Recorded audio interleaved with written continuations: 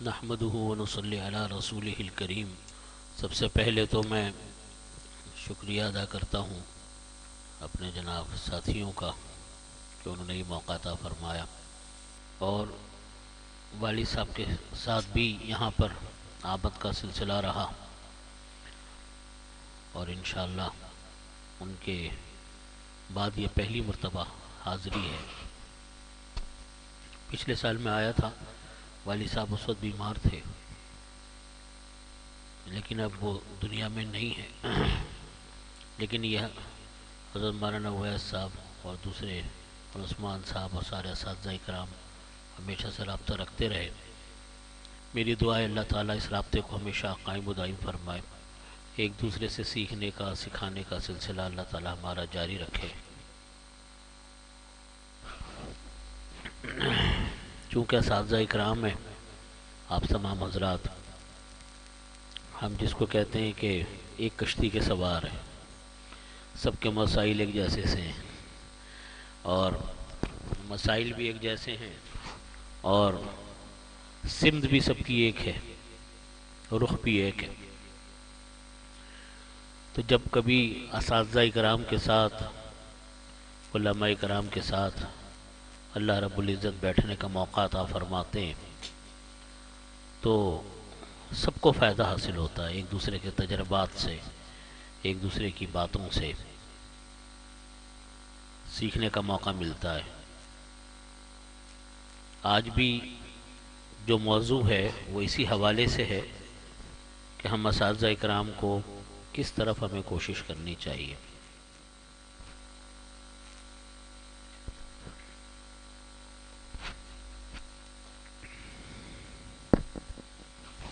باتیں بہت ساری ہیں، لیکن دو تین باتیں ایسی ہیں جو میرے خیال میں تمام اساتذہ اکرام اس کو محسوس کرتے ہیں، اور اس کے حل کی طرف ہم جب ان مسائل کو تازہ کریں، ان مسائل کو دیکھیں، تو اس کے حل کی طرف ہمیں جانا چاہیے کہ ہم اس کا طریقہ کار کیا اپنائیں۔ پہلے تو میں دو تین مسئلے آپ کے سامنے رکھتا ہوں، اور پھر اس کا کیا حل ہوگا جو میرے ذہن میں ہے وہ میں عرض کروں آپ کے سامنے۔ آپ کے جو ذہن میں ہوگا آپ فرمائیے گا۔ ہم سب ایک دوسرے سے سیکھنے سکھانے کے لیے بیٹھے ہیں۔ میرے نزدیک اس وقت مدارس کے حوالے سے دو تین مسئلے بہت اہم ہیں۔ ایک تو ہمارے جو علماء اکرام اب تیار ہو رہے ہیں، ان میں جو تسلق پہلے ہوتا تھا اس کے اندر کمی نظر آتی ہے۔ یعنی جو بات ہمارے بڑوں کی تھی تسلق والی، وہ بات اب ہمیں کم محسوس ہوتی ہے۔ یہ ایک مسئلہ ہے۔ دوسرا مسئلہ ہے وہ ہے اخلاقیات کا۔ ایک عمومی ماحول بد اخلاقی کا ہے۔ اخلاقیات سے مراد کیا ہے؟ اخلاقیات سے مراد ہے کہ انسان کے اندر اٹھنے والے خیالات پاکیزہ ہوں، یہ اخلاقیات ہیں۔ جب اٹھنے والے خیالات اچھے ہوں گے تو دماغ کو وہ کوشن دیتے ہیں، دماغ اس کے مطابق اعضاء کو حکم دیتا، اعضاء اس کے مطابق کام کرتے ہیں۔ یہ ہے اخلاق۔ گندے خیالات پیدا ہوں، جرائم کے خیالات پیدا ہوں، دوسروں کو دل دکھانے کے خیالات پیدا ہوں، دوسروں کے مسائل میں اضافہ کرنے کے خیالات پیدا ہوں، دوسروں کو کا خیال دل میں نہ ہو کہ دوسروں کا میرے اس عمل سے کوئی تکلیف بھی ہوگی کہ نہیں ہوگی۔ بعض لوگوں کا مزاج ہوتا ہے وہ دوسروں کی تکلیفوں کی پرواہ نہیں کرتے، بس اپنا ایک پروگرام ہے، بس اس پر چل پڑے، جس کے پاس جا رہے ہیں، جہاں جا رہے ہیں، کوئی ان کے لیے بھی کچھ مواقع ہیں نہیں ہیں اس کے۔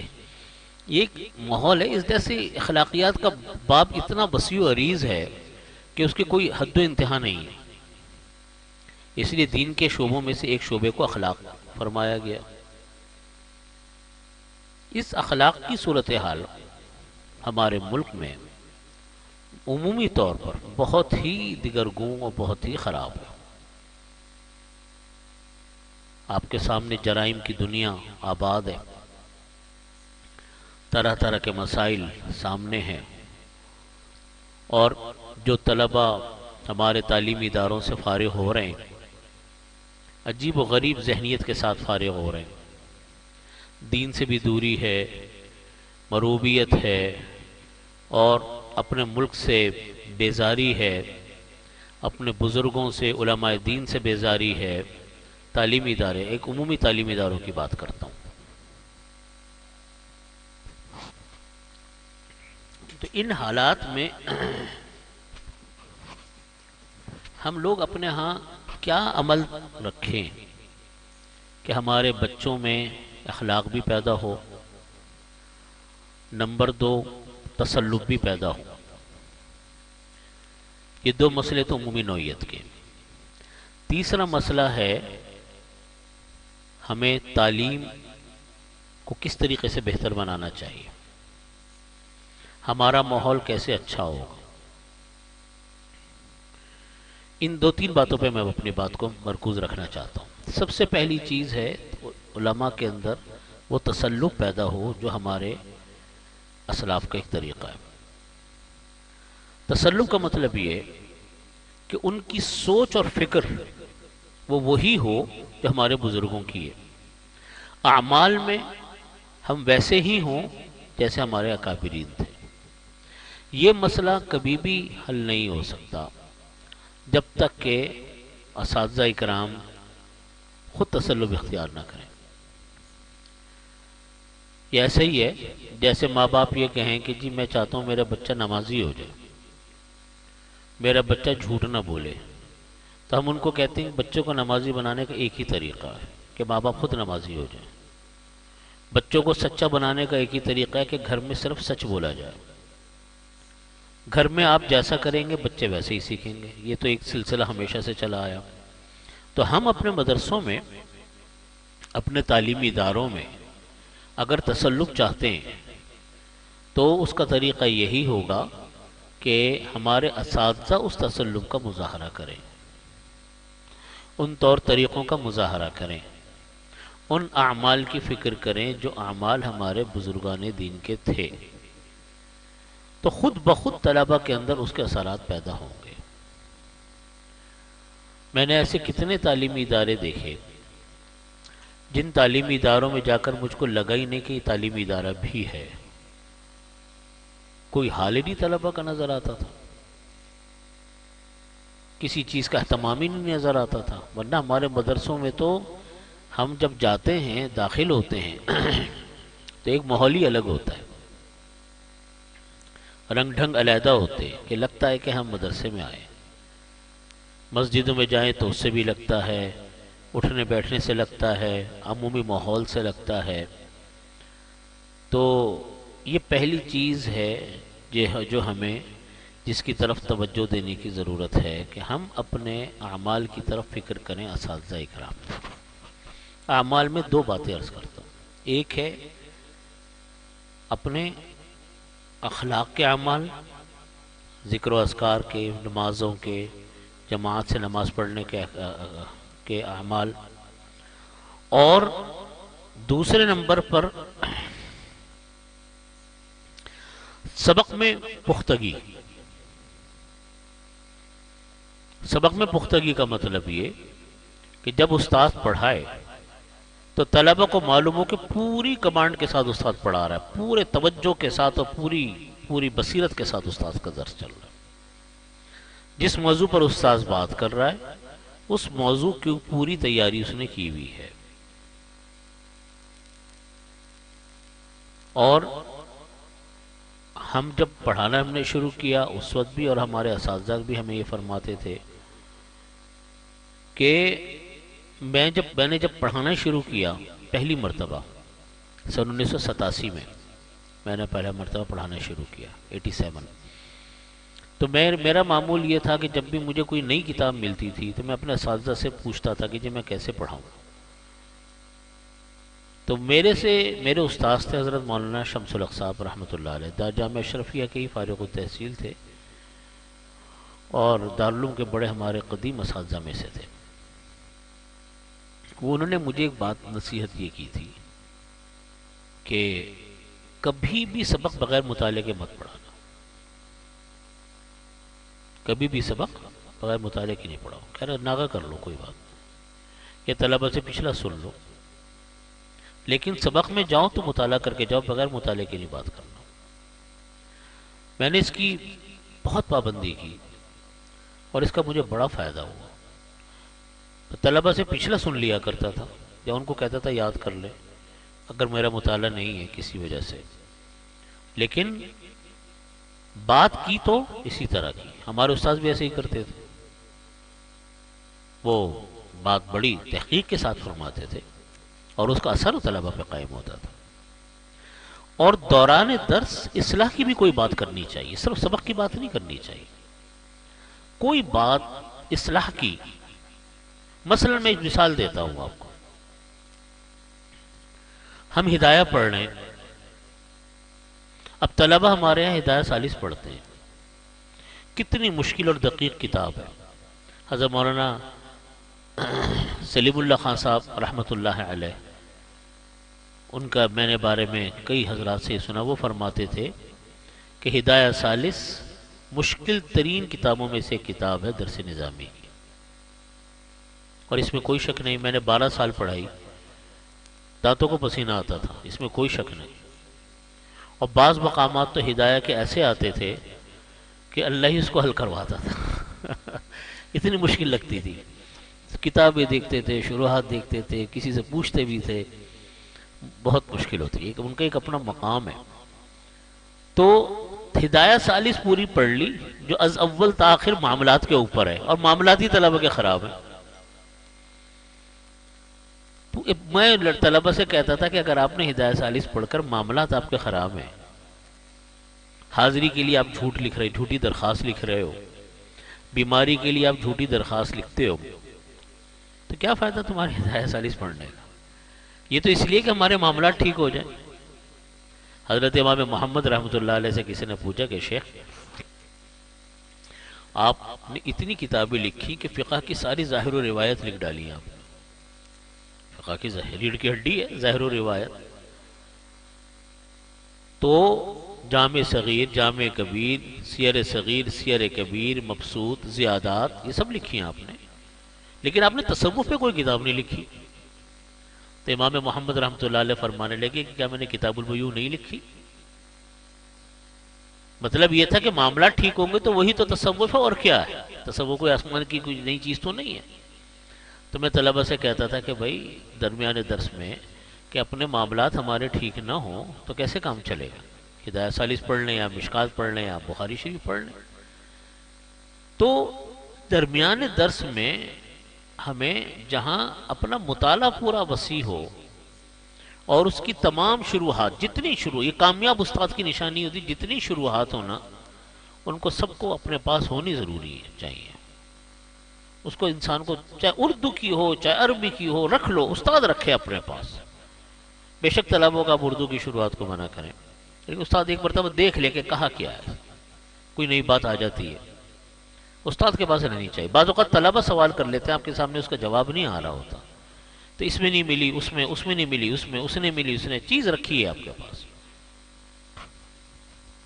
میں جب ہدایہ ثالث پڑھانے لگا تو مجھے حضرت میرے استاد حضرت مفتی عبدالروح صاحب دامت برکاتہم نے یہ فرمایا کہ دیکھو تم 2 گھنٹے مطالعے کے رکھا کرو، 2 سے 3 گھنٹے ہدایہ ثالث کے لیے۔ اب میں نے ان کو بتایا میں پیچھے یہ کتاب پڑھا کر آ رہا ہوں، کہہ رہے کم از کم اتنا رکھا کرو، اس سے کم پہ کتاب بند نہ کرنا، چاہے کتاب حل کیوں نہ ہو جائے، کم پہ کتاب بند نہیں کرنا آپ نے کہ جی مطالعہ آج آسان تھا میں نے دیکھ لیا، کہہ رہے دوبارہ لوٹاؤ، سہوارہ لوٹاؤ، لیکن لگاؤ ٹائم پورا، تاکہ تمہارا دل یہ رہے کہ نہیں میں نے اتنے گھنٹے مطالعہ، حاشیہ پورا پڑھ لو، جو اس کی شروحاتیں پڑھ لی۔ پھر بتانے میں ہمیں 2 طریقے اختیار کرنے چاہیے۔ ایک یہ اسی وقت ہوگا جب پورا اچھی طرح مطالعہ ہو، ایک سبق کا پورا خلاصہ۔ یہ بات ہمارے والد صاحب بھی فرماتے تھے کہ پہلے سبق کا خلاصہ بتایا کرو، اور سبق کا خلاصہ بتانے کے بعد اس خلاصے کو کتاب کے ساتھ تطبیق کروا دو۔ اس خلاصے کو پہلے مسئلے کی تحقیق، پہلے مسئلے کی تقریر کر رہے استاد بیٹھ کے اطمینان سے کہ مسئلہ ہی ہے، اس کے سارے پہلو بتا دے مختصر انداز میں، کہتے اب آ جاؤ کتاب کی طرف۔ کتاب کی اس کے ساتھ تطبیق ہو گئی تو طلبہ اس کو بہت اچھی طرح سمجھتے ہیں، اور جب اساتذہ یہ کام کرتے ہیں تو اس سے طلبہ کے اندر ایک بڑی اچھی استعداد اس کی پیدا ہوتی ہے۔ وہ طلبہ کاپیاں بھی لکھتے ہیں، پھر اس کو نوٹ بھی کرتے ہیں۔ ہم بھی اپنے اساتذہ کی اس طرح کیا کرتے تھے۔ تو دوران سبق ہمیں مطالعہ ہم پورا کریں، مطالعہ اچھی طرح کریں، درمیان میں ہمیں اخلاق کو، میں کہتا ہوں صرف 5 منٹ اگر ہم روزانہ اعمال کی طرف طلبہ کو توجہ دیں، وقت نکال کر 5 منٹ، کوئی ایک بات بتا دی آپ نے سبق سے ہٹ کے، اس کی تھوڑی سی آپ نے 5 منٹ میں تھوڑی سی بات کر لی، طلبہ کبھی بھی نہیں بھولتے اس کو۔ مثلا میں ایک مثال دیتا ہوں آپ کو، اسوہ رسول اکرم آپ پاس رکھ لیں، اسوہ رسول اکرم صلی اللہ علیہ وسلم، ایک سنت آپ نے بتا دی، اس کی تھوڑی سی تشریح کر دی، گھڑی دیکھ کے 5 منٹ، بس آپ آ جائیں۔ طلبہ کا اخلاقی مورال کہیں سے کہیں جائے گا، کہیں سے کہیں جاتا ہے۔ ہمارے نا آج کل درسگاہ ان چیزوں سے بہت خالی ہوتی جا رہی ہے، ہم طلبہ کی اخلاق کی بات نہیں کرتے۔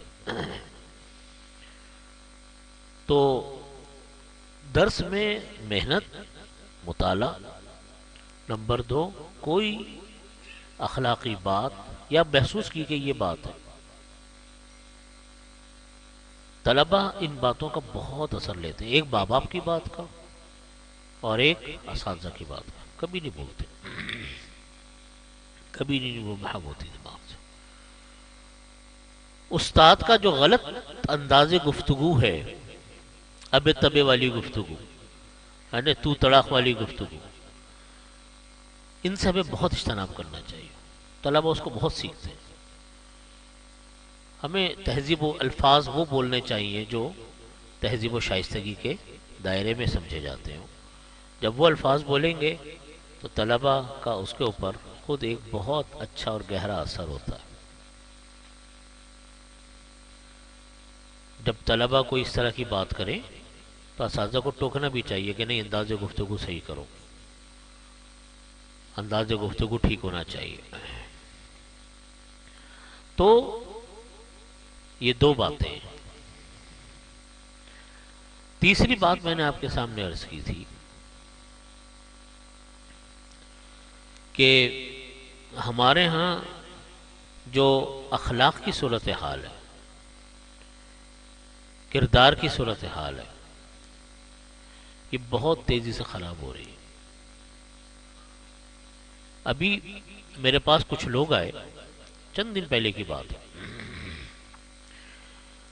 کراچی میں، انہوں نے میرے سے کہا کہ جی ہم آپ کو کچھ چیزیں بتانا چاہتے ہیں تاکہ آپ کے لیے، میرے پرانے جاننے والے تھے، اور ایک صاحب کو لے کر آئے، انہوں نے کہا کہ یہ توہین رسالت کے جو معاملات پیش آ رہے ہیں جس تیزی کے ساتھ،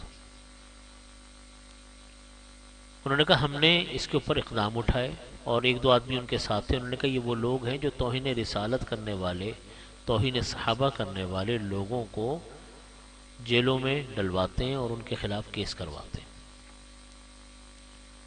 جب ہم یہ باتیں سنتے ہیں تو اس وقت ہمارے ذہن میں یہ بات آتی ہے کہ شاید اس سے مراد وہ طبقہ ہے جو صحابہ کرام کی شان میں ہمیشہ سے گستاخیاں کرتا رہا، جن کو سب جانتے ہیں، اہل صحابہ کرام کی شان میں، شیخین رضی اللہ عنہ کی شان میں، ام المومنین رضی اللہ عنہ کی شان میں ایک طبقہ ہے جو ہمیشہ سے مشہور ہے، کرتا ہے، سب کے ذہن ادھر جاتا ہے۔ تو انہوں نے میرے سے کہا کہ آپ یہ نہ سمجھیے کہ ہم اس کی بات کر رہے ہیں، کہتے ہیں ہم اس کی بات نہیں کر رہے، وہ تو ہے ہی، وہ تو ایک متعین بات ہے، ہم بات کر رہے ہیں پچھلے 3-4 سالوں میں جو توہین رسالت کے واقعات پیش آ رہے ہیں، ان لوگوں کی طرف سے آ رہے ہیں جو دیوبندی بھی ہیں، بریلوی بھی ہیں، اہل حدیث بھی ہیں اور عام لوگ بھی ہیں، اس میں علماء بھی ہیں، مدرسوں کے بڑے بڑی کتب کے اساتذہ بھی ہیں، وہ یہ حرکتیں کر رہے ہیں۔ پھر انہوں نے کہا کہ آپ، پھر مجھے انہوں نے ایک تصویر دکھائی، ایک مدرسے کے حدیث کا استاذ دیوبندی، کہہ رہے یہ آپ دیکھیں اس کی تصویر، اور اب اس کی حرکت دیکھیں آپ۔ وہ حرکت وہ کر رہا تھا، میں بتا بھی نہیں سکتا، میرے پاس الفاظ نہیں ہے اس کے بتانے کے آپ کے پاس۔ میں نہیں دیکھ سکا، میں نے کہا اب اس کو ہٹا لیں میرے پاس، آپ نے مجھے کیا دکھایا ہے۔ پھر کہانیاں، علماء ایسی ایسی گندی کہانیاں صحابیات کی کہ میں پورا پیج تھا، میں صرف 2 لائنیں پڑھ سکا، میں نے کہا میں نہیں پڑھ سکتا، آپ اس کو ہٹا لیں۔ یہ صرف دیندار طبقے کی طرف سے ہو رہی۔ میں دنگ رہ گیا، مجھے نہیں معلوم تھا، واللہ میرے علم میں یہ باتیں نہیں تھی کہ یہ توہین رسالت، توہین صحابہ، مقدس شخصیات، معزز شخصیات کی شان میں گستاخی اس طبقے کی طرف سے بھی ہو سکتی ہے۔ میں نے کہا یہ کیسے آپ بات کر رہے ہیں، یہ آپ کو کیسے کہہ رہے ہیں، ہم نے ان کو جیلوں میں ڈلوایا ہوا ہے، بڑے بڑے مدرسے کے فضلاء اس میں شریک ہیں، نام انہوں نے بتایا، 1-2 کو میں بھی جانتا ہوں۔ میں نے کہا کیوں ہوا یہ؟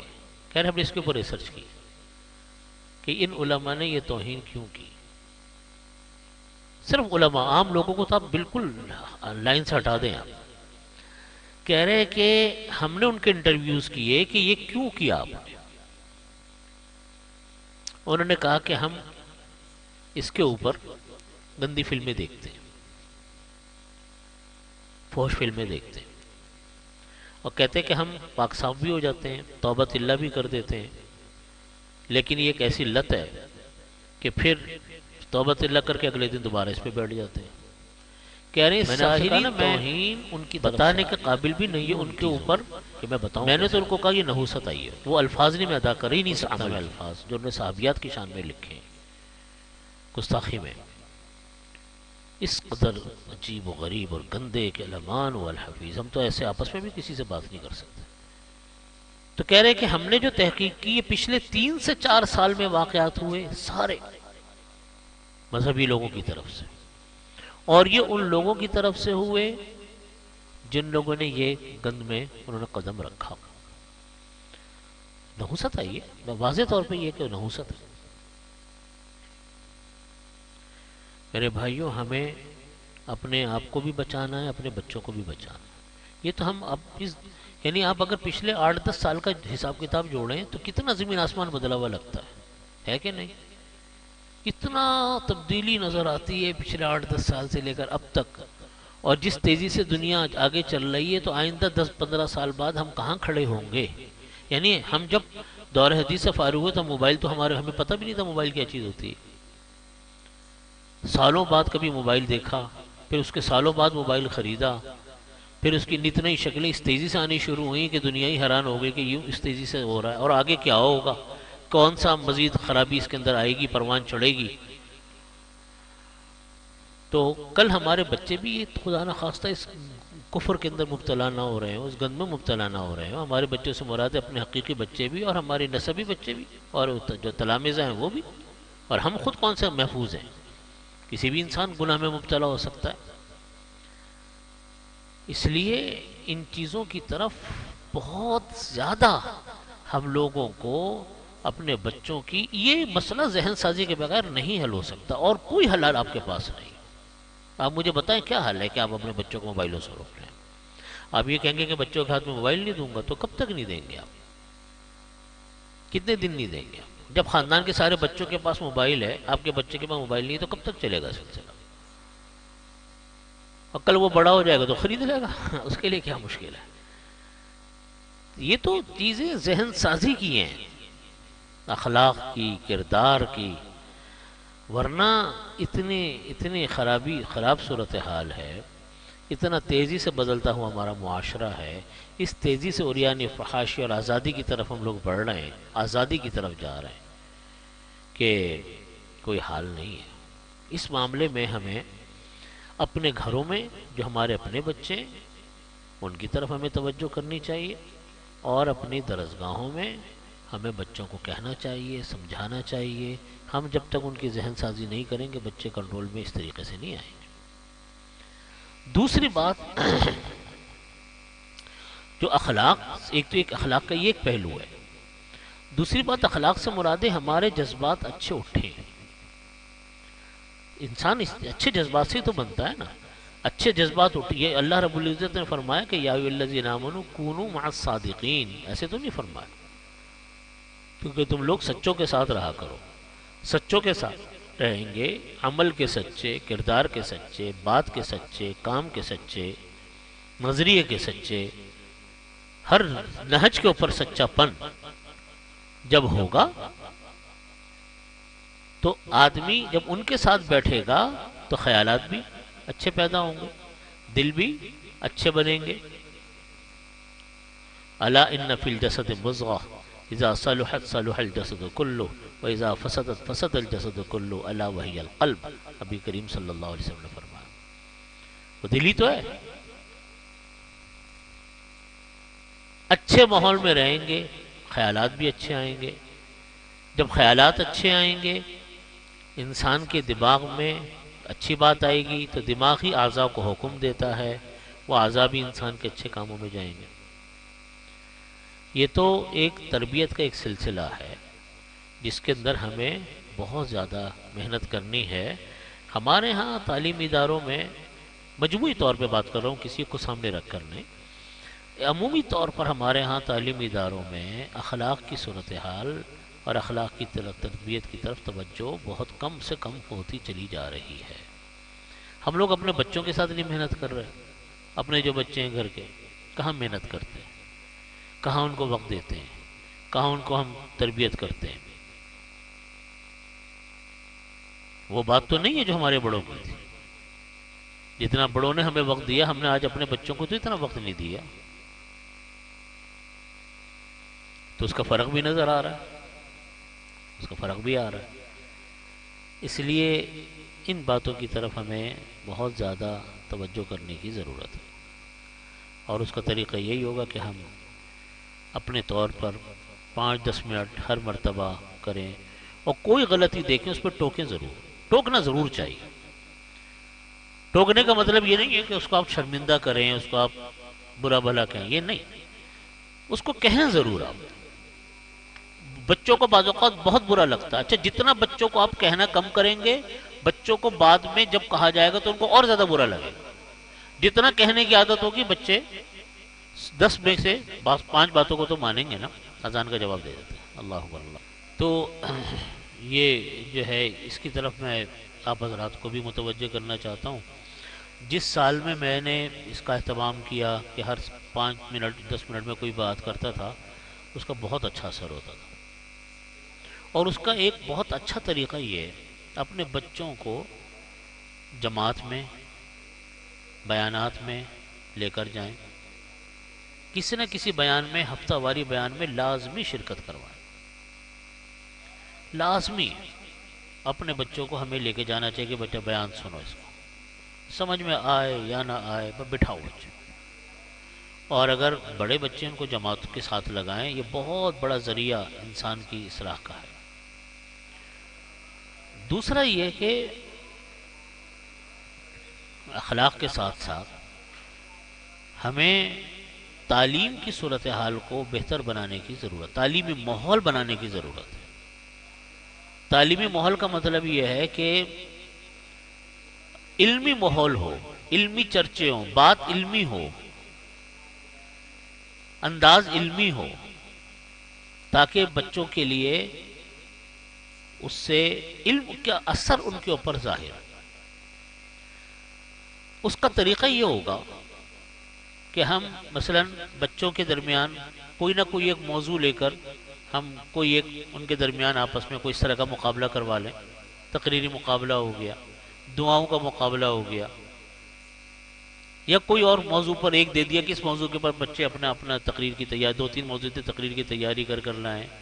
بات بھی جب بیٹھیں تو کوئی نہ کوئی علمی بات اس نوعیت کی ہو جو لوگوں کے فائدے کی ہو، تو اس سے ایک علمی ماحول ایک اس سے وجود میں آتا ہے، مطالعے کا ذوق بچوں میں پیدا ہو۔ میں نے دارالعلوم دیوبند کا یہ طریقہ دیکھا کہ کہ جو درسی کتابیں ہوتی ہیں اس کے ساتھ ساتھ دوسری کتابوں کی لسٹ بناتے ہیں وہ لوگ کہ جی آپ طلبہ اپنے مطالعہ اپنے فلاں موضوع کی کتاب کا مطالعہ ان کتابوں سے بھی کر سکتے ہیں، تو وہ طلبہ اس کا حوالہ دیتے ہیں، اس کا کتاب کو مطالعہ کرتے ہیں۔ مجھے وہ بات بہت اچھی بات لگی۔ میں نے جامعۃ الازہر میں بھی یہ بات دیکھی کہ اپنے لیکچر کے بعد وہ کتابوں کے نام بتاتے ہیں کہ اس موضوع کے اوپر فلانی کتابیں آپ دیکھیں، آپ لڑکے اس کو نوٹ کرتے ہیں، پھر لائبریری میں جاتے ہیں، اس کو لکھتے ہیں، اس کو دیکھتے ہیں۔ مجھے بھی بات بہت دیوبند کی بھی مجھے لوگوں نے بتائی، اور میں نے جامعۃ الازہر کی ایک دو کلاسوں میں جا کر بیٹھا، میں نے دیکھا کہ وہ پڑھاتے کس طرح ہیں۔ ماحول تو خیر ان کا بالکل آزاد ہے، مدرسوں والا ماحول تو ان کا اب نہیں رہا، لیکن یہ ہے۔ تو یہ چیزیں جو علمی صورتحال کو جب ہم بڑھاتے ہیں، علمی صورتحال کو جب ہم آگے لے کر چلتے ہیں، تو اس سے ایک اچھا ایک ماحول ہمارے ہاں کا علمی اور تعلیمی ایک ماحول بنتا ہے۔ تو جب ہم دروس کے لیے ہم بیٹھتے ہیں، تو جب ہم ان کے ساتھ جڑتے ہیں، تو طرح طرح کے جو اصلاحی دروس ہوتے ہیں، بزرگوں کی باتیں ہوتی ہیں، یا کسی استاد کا درس ہوتا ہے، ایک اس سے ماحول بنتا ہے، ایک کتابوں کے مطالعے سے بنتا ہے۔ اور بچوں کو جب لایانی کاموں میں ہم دیکھیں تو ان کو، میں عرض کر رہا تھا، ان کو ٹوکنا ضرور چاہیے۔ ہمارے والد صاحب فرماتے تھے کہ اگر آپ نہیں ٹوکیں گے وہ چھوٹا اژدہا بڑا اژدہا بن جائے گا۔ ٹوکنا ضرور چاہیے، چاہے اپنے بچے ہوں چاہے طلبہ ہوں، ان کو اگنور نہیں کرنا چاہیے، نظر انداز نہیں کرنا چاہیے۔ ان کو یہ عادت رہنی چاہیے کہ کوئی نہ کوئی ٹوکے گا، برا لگے اچھا لگے، وہ آپ کے بچے ہیں، وہ آپ کے بچے ہیں، وہ کب تک برا مانیں گے؟ ان کو یہ بات پتہ چلے کہ ہاں یہ آدمی ہمیں ٹوکنے والا ہے۔ اور میں نے ایسے آدمی کو دیکھا، اس کو لوگ اچھا نہیں سمجھتے جو زیادہ ٹوک کرتا ہو، لیکن بعد میں ان کے دل میں ایک بات ہوتی ہے کہ مجھے اس نے یہ بات کہی تھی، مجھے اس نے یہ بات کہی تھی۔ دل میں ہمارے حضرت فرماتے ہیں کہ دیکھو، اپنی بات انسان کو کہنی ضرور چاہیے، کہنی ضرور چاہیے۔ بعض اوقات 20 سال کے بعد بھی انسان کو وہ بات دماغ میں رہتی ہے کہ ہاں فلانے نے مجھ کو اس بات سے منع کیا تھا۔ عمل نہیں کر رہا، بے شک نہیں کر رہا، لیکن دماغ میں ایک بات ہے کہ اس نے ایک بات کہی تھی۔ چاہے 20 سال کے بعد اس کو توفیق ہوگی، لیکن ہوگی۔ خاص طور پہ اپنے بچے اور اپنے تلامذہ، ان کو ہمیشہ روک ٹوک کی عادت ضرور رہنی چاہیے، تاکہ ان کو یہ محسوس ہو کہ کوئی نہ کوئی اوپر ہے۔ اس لیے یہ چند باتیں میرے ذہن میں تھیں۔ اب باقی آپ حضرات کوئی سوال کریں، بات کریں، تو پھر بات سے بات انشاءاللہ ذہن میں آئے گی۔ یہ چند باتیں میں آپ کے سامنے پیش کرنا چاہ رہا تھا، آپ کے سامنے میں نے عرض کی۔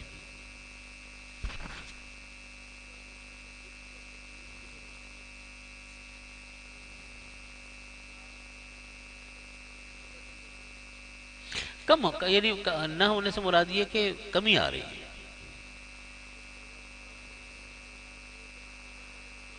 بالکل ایسے ہی۔ دیکھیں، اس کا طریقہ یہ ہوتا ہے، تسلب ہمیشہ پیدا ہوتا ہے اپنے بڑوں کی صحبت سے۔ یہ اصول ہے، جتنا آپ اپنے بڑوں کے، اپنے اساتذہ کو، اگر ہمارے ہاں بعض اساتذہ وہ ہوتے ہیں جو اپنے حضرات سے جڑتے نہیں ہیں۔ اب اپنا مثال کے طور پہ اس کوئی لمبا چوڑا کام نہیں، اب آپ کا شہر ہے نا، اب آپ کے شہر میں جو قدیم اساتذہ ہوں گے، جو اپنی اپنی فیلڈ کے ماہر ہیں، ہے نا جی، چاہے وہ کسی مدرسے میں ہوں، تو اساتذہ ان کی خدمت میں جائیں، ان کے ساتھ بیٹھیں، وقت گزاریں، تو اس سے انسان بہت سیکھتا ہے۔ یہ کہنے کو چھوٹی موٹی بات نہیں ہوتی، یہ لگتی ہے، لیکن حقیقت میں اسے سیکھتا بہت ہے۔ مثلا کس موقع پر انہوں نے کیا بات کی ہے، کیسے کی ہے، اور یہ بات طلبہ میں پیدا ہوتی ہے جب طلبہ اساتذہ سے جڑتے ہیں۔ بعض طلبہ وہ ہوتے ہیں استاد ان کو پہچانتا بھی نہیں ہے، بالکل نہیں پہچانتا۔ اس میں استاد کا قصور نہیں ہے، اس میں ان طلبہ کا قصور ہے کہ انہوں نے اپنی شناخت نہیں کروائی، ملتے ہی نہیں استادوں سے، کبھی کوئی بات ہی نہیں پوچھی استاد سے، کچھ نہیں کریں، ساتھ ہی چل پڑے، یہاں سے وہاں جا رہے ہیں ساتھ چلے گئے، 10 منٹ بیٹھ لیے۔ اللہ رب العزت نے صحبت کا ایک اثر رکھا۔ تو تسلب جو پیدا ہوتا ہے نا، بزرگوں کے ساتھ لگنے سے پیدا ہوتا ہے۔ بزرگ بات کیسے کر رہے ہیں، کام کیسے کرتے ہیں، سوچتے کیسے ہیں، کس موقع کے اوپر کیا بات کرتے ہیں۔ جتنے بڑے بڑے، ہر شہر میں اللہ تعالیٰ نے بڑے بڑے لوگ دیے ہوئے ہوتے ہیں، ابھی بھی آپ کے شہر میں ماشاءاللہ بڑے بڑے لوگ ہیں، آپ جائیں ان کے ساتھ بیٹھیں، ان کے ساتھ وقت لگائیں۔ یہ تو ایک حصول علم کا ایک ذریعہ ہے، اس کا اثرات انسان کے اندر آنے شروع ہوتے ہیں۔ اور حقیقت میں انسان بڑوں کے ساتھ رہ کے بہت سیکھتا ہے. یہ ایک ذریعہ.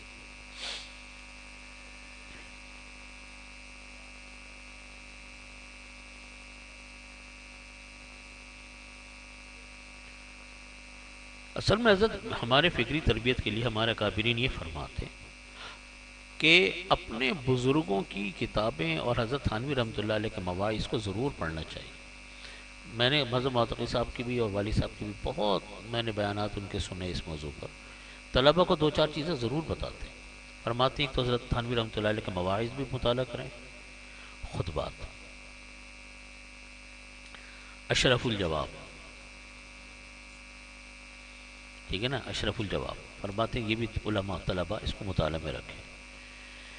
یا کسی بھی بزرگ کی کتابیں جیسے اب بھی تھی ہے حضرت شیخ الحدیث صاحب رحمۃ اللہ علیہ کی، یا کوئی اور ایسی چیزیں، اس سے انسان کی ایک فکری، ایک انسان کی درست سمت پیدا ہوتی ہے. یہ بالکل جو ہم لوگ آج کل اخبار اٹھایا سوشل میڈیا پہ لگ گئے، ہم نے دن میں سیکھا کیا؟ اگر ہم یہ دیکھیں کہ آج کے دن میں نے کیا تعلیم حاصل کی. ٹھیک ہے میں استاد بن ضرور چکا، لیکن تربیت سے تو خالی نہیں ہوں نا. تربیت تو مجھے ہر وقت چاہیے، مرتے دم تک چاہیے. تو آج میں نے کیا سیکھا؟ تو میرے پاس سیکھنے کا کوئی ذریعہ نہیں. ہمارے حضرت معتقی صاحب نے مجھ سے کئی دفعہ کہا، بیانات میں نے سنا کہ جب بڑے موجود نہیں ہوتے تو ان کی تحریریں ان کے قائم مقام ہوتی ہیں. ان کی تحریریں اور ان کے مواعظ، ان کی خطابات وہ ان کے قائم مقام ہوتے ہیں. وہ اس سے بہت انسان کی فکری تربیت ہوتی ہے. بعض بزرگوں کے جملے ایسے ہوتے ہیں کہ انسان کی زندگی کی کایا پلٹ ہو جاتی ہے. اس سے کبھی انسان کو اپنے آپ کو مستغنی نہیں سمجھنا چاہیے. خاص طور اپنے سلسلے کے بزرگ، جن کو آپ بھی بزرگ سمجھتے ہو کہ جو ہمارے بڑے ہیں، ان کی کوئی تحریر ملے پڑھتے رہیں. آپ دیکھیے گا یہ ایسا ہی ہوگا جیسا آپ اس بزرگ سے مل لیے. آپ حضرت تھانوی رحمۃ اللہ علیہ کا، میں نے ایک بزرگ کے بارے میں پڑھا، مجھے نام ان کا یاد نہیں. انہوں نے حضرت کو لکھا کہ حضرت میں آپ کے مواعظ میں نے پڑھنے شروع کیے، روزانہ میں 10 منٹ نکالتا ہوں آپ کے مواعظ اور خطبات پڑھنے کے لیے، اور بس 10 منٹ. پر ہمارے مواعظ بھی سارے ہو گئے، خطبات بھی سارے ہو گئے. اور آپ نے دیکھے کتنے ضخیم ان کی جلدیں ہیں، ہے نا جی، کہہ رہے سب ہو گئے. پھر ختم ہوا، پھر پڑھ لی. حیات الصحابہ پڑھے. جب حیات الصحابہ پڑھیں، یہ چیزیں انسان کے اندر آتی رہتی ہے نا، انسان کی فکری اصلاح ان چیزوں سے ہو جاتی ہے. دوسرا، ماحول صاف ستھرے میں بیٹھے. فکری خرابی انسان کی 2-3 ذریعوں سے دور ہوتی ہے. یا تو اپنے بزرگوں کی تحریروں پڑھنے سے، نمبر 2 صحیح ماحول میں بیٹھنے سے. گندے ماحول میں بیٹھنا، ٹیڑے مزاج کے لوگوں کے ساتھ میں تو بڑا گھبراتا ہوں. ٹیڑے مزاج کے لوگ جو الٹی سیدھی باتیں ہر وقت کرتے رہتے ہیں، طنزیہ باتیں، دین کے خلاف باتیں. آدمی خود پکا ہو جائے نا تو پھر ٹھیک ہے ان کے پاس بیٹھ کر ان کا رخ بھی موڑ لے، لیکن کچا ذہن ہو اور وہاں جا کر بیٹھ جائے تو آدمی متاثر ہو جاتا ہے. تو جب انسان صحیح رخ پر رہتا ہے تو یہ چیزیں انسان کی فکری اصلاح کے لیے بہت بڑا ذریعہ بنتی ہیں. تو ایسی فکری اصلاح کے ماحول میں، ایسے ماحول کے اندر ہم لوگوں کو اس میں بہت اہتمام سے بیٹھنا چاہیے اور مطالعہ ان چیزوں کا ضرور رکھنا چاہیے. تو ہمارے تمام اکابرین یہ بات فرماتے ہیں.